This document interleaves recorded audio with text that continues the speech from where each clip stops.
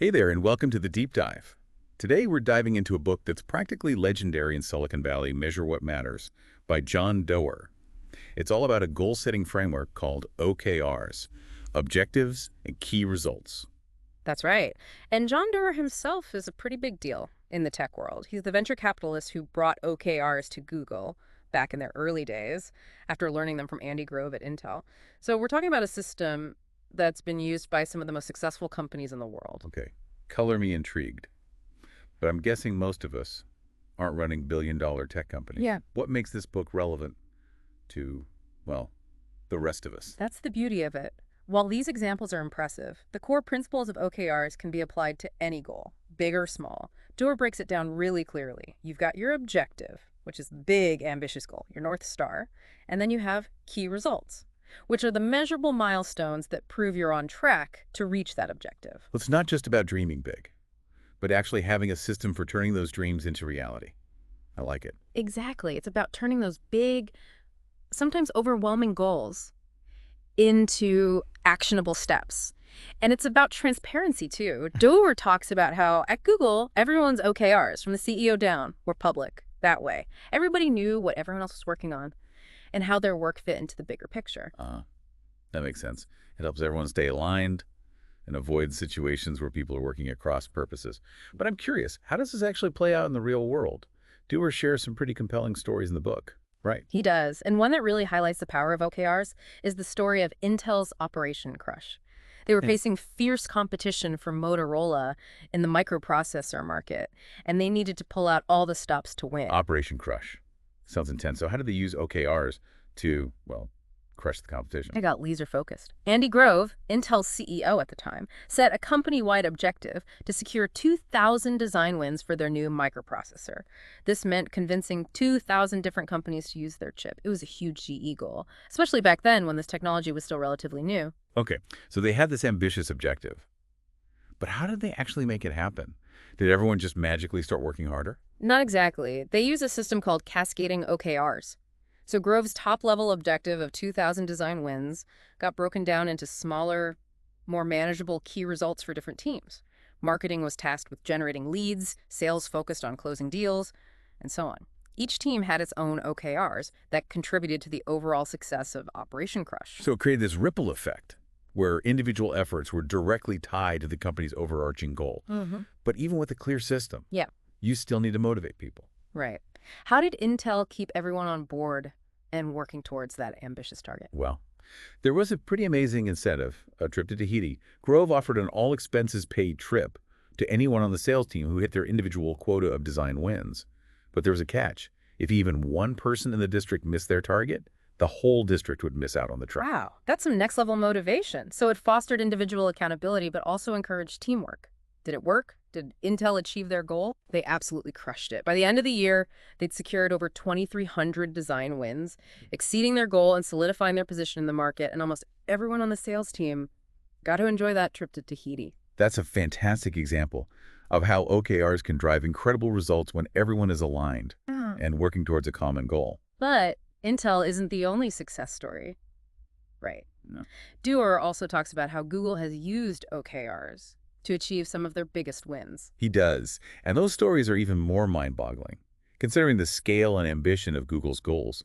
But before we jump into those, I'm curious to hear what you're finding most interesting about this whole OKR concept so far. Honestly, what's striking me is how OKRs seem to work on multiple levels. You've got these huge company-wide goals, but then they get broken down into smaller, more manageable pieces for individuals and teams. It's like this brilliant system for connecting the dots between big-picture aspirations and everyday actions. That's a great observation. And that's what makes them so powerful. They create this sense of purpose and alignment that can drive incredible results.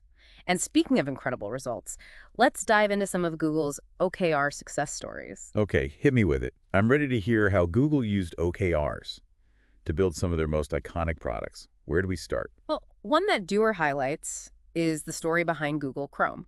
Back in 2008, Internet Explorer was the dominant web browser, and the idea of creating a whole new one seemed almost crazy. I remember those days. Internet Explorer was pretty much the only game in town. So how did Google even approach this challenge? They set a wildly ambitious goal: The Chrome product management team set an objective to develop the next-generation client platform for web applications, and their key result, to have Chrome reach 20 million 7-day active users. 20 million. That's a huge number, especially for a brand new browser. Did they actually think they can pull that off? Even Sundar Pichai, who was leading the Chrome project at the time, admitted he thought it was unlikely. But that's the point of a stretch goal. Even if you don't quite hit it, you push yourself further than you thought possible and achieve amazing things along the way. So it's about setting the bar high and pushing beyond your comfort zone. But what about the practicalities?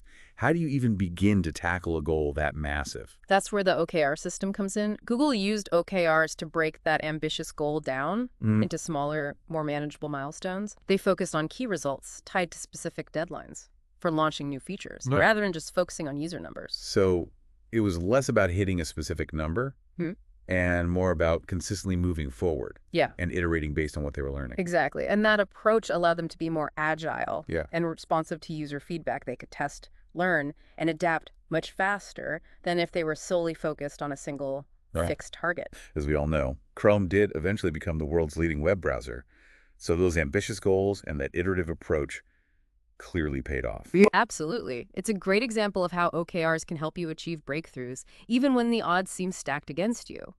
But Chrome isn't the only Google product that benefited from this approach. Oh, I bet. What other Google moonshots were fueled by OKRs? Well, another fascinating story is about YouTube. We all know how massive it is today, but back in 2012, it was still finding its footing. And that's when they set a truly audacious goal: to reach 1 billion hours of watch time per day. 1 billion hours. That's mind-boggling. How did they even come up with a number like that? It was a classic BAGG, a big, hairy, audacious goal. They wanted to shake things up, push themselves beyond their limits, and create something truly remarkable. At the time, it was a 10x increase from their current watch time, and they gave themselves 4 years to achieve it. So they went big or went home. But I'm curious, how did people react to this goal? Was everyone on board with this seemingly impossible target? Not initially. Susan Wojcicki, later became CEO of YouTube, said that when the goal was first announced, people thought it was crazy, but it gave them a clear, unifying objective to rally around. And they used OKRs to break that massive goal down into smaller, more achievable milestones. So even though it seemed impossible at first, the OKR system helped them turn that BHAG into a concrete plan of action. But did they actually hit that 1 billion hour mark? They did. It took 4 years of relentless focus, experimentation, and adaptation, but they got there. And along the way, they made some significant changes to the YouTube platform that ultimately contributed to its massive success. Like what? What were some of the key changes they made? One of the biggest was shifting their focus from the number of views to actual watch time. They realized that simply getting people to click on a video wasn't enough. They wanted people to actually engage with the content. So they started using OKRs to track and improve watch time, which led to innovations in video recommendations and the overall user experience. That's a great example of how OKRs can drive not just quantitative results, but also qualitative improvements. They force you to think about what really matters and how to measure progress toward those goals. But it's not just tech companies that have found success with this framework, right? Doerr also talks about how the Gates Foundation uses OKRs to tackle some of the world's most challenging problems. He does, and that's a really interesting example because it shows how OKRs can be adapted to different contexts. The Gates Foundation, despite its massive scale, operates in many ways like a startup. They're constantly experimenting, learning, and adapting their strategies. And OKRs provide a framework for setting priorities, tracking progress, and holding themselves accountable, even when the goals are incredibly complex and long-term. Okay, so walk me through this. How does a philanthropic organization like the Gates Foundation use OKRs? Their goals are so different from a for-profit company. You're right. Their goals are different, but the principles remain the same. One of the areas where they've effectively used OKRs is in their fight against malaria.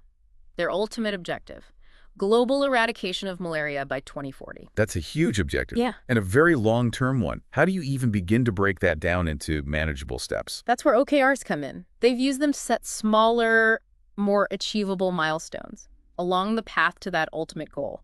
For example, one of their key results was to prove that a radical cure-based approach can lead to the regional elimination of malaria. So they're using OKRs to not just track progress, Yeah. but also to test and validate different approaches to solving this complex problem. Exactly. And by using this data-driven, goal-oriented approach, they've been able to make significant progress. They're not just throwing money at the problem. They're setting clear targets, rigorously tracking their progress, and adapting their strategies based on what they learn. And that's the real power of OKRs. They help you stay focused, make informed decisions, and achieve meaningful results, whether you're trying to build a billion-dollar company or solve global health challenges. It's incredible to see how this one framework can be applied across such diverse contexts, but I'm guessing most of our listeners aren't running Google or the Gates Foundation. What about us regular folks? How can we actually apply these principles to our own lives and goals? That's a great question, and that's what Doerr dives into in the final part of the book. He provides a ton of practical advice on how to implement OKRs effectively, regardless of your goals or the context you're working in. All right, let's get practical. We've seen how OKRs have worked for these big companies and organizations, but how do we actually bring this down to earth and use them in our own lives? Well, the good news is that Doerr doesn't leave us hanging. He dedicates a big chunk of the book to practical advice on implementing OKRs effectively.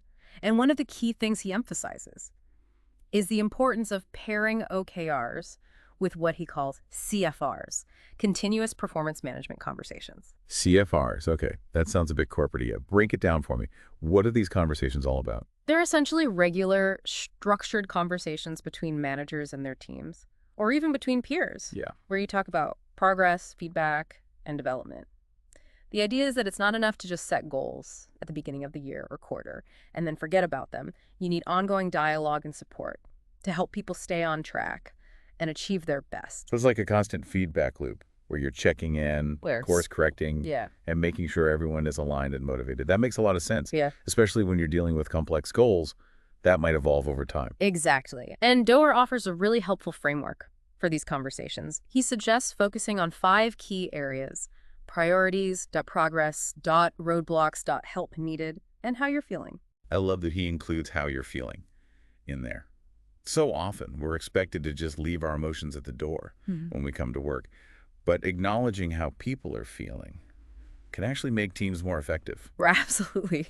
It creates a more human and supportive environment, which ultimately leads to better collaboration and results.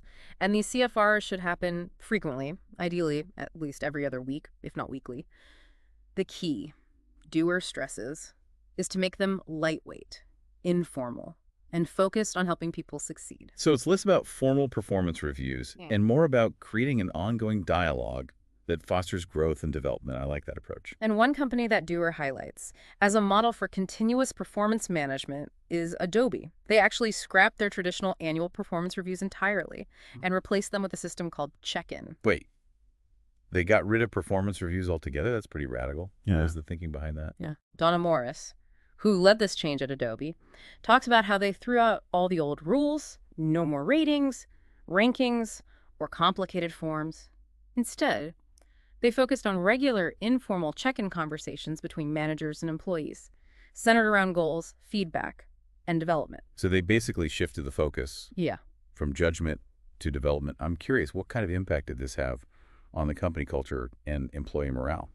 Well, the results were pretty remarkable. After they implemented check-in, Adobe saw a significant drop in their voluntary attrition rate, meaning fewer people were choosing to leave the company. Wow, that's a pretty clear indication that people were feeling more valued and engaged.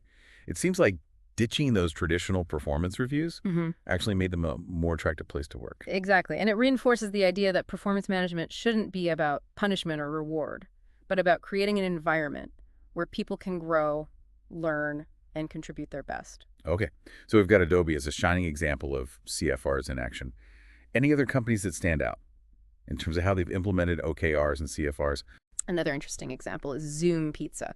Now, you might not think of a pizza company as being at the forefront of management practices, but Zoom is doing some really innovative things. Pizza and management innovation. That's an interesting combination. What are they doing differently? Their co-CEOs, Julia Collins and Alex Garden, talk about how they've used OKRs and CFRs to build a high-performing, purpose-driven culture. One thing that really stood out to me was their commitment to regular one-on-one conversations, where they don't even talk about work. They focus on the individual's personal goals, aspirations, and what makes them happy.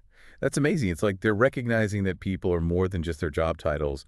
They have lives outside of work, and those lives impact how they show up at work. Exactly. And by creating space for these personal conversations, they build stronger relationships and foster a deeper sense of trust within the team. They also have a unique approach to feedback, framing it in terms of OKRs rather than personal criticism. Oh, tell me more about that. How does that work in practice? So instead of saying something like, you need to get this done faster, they might say, my key result is at risk because of this delay.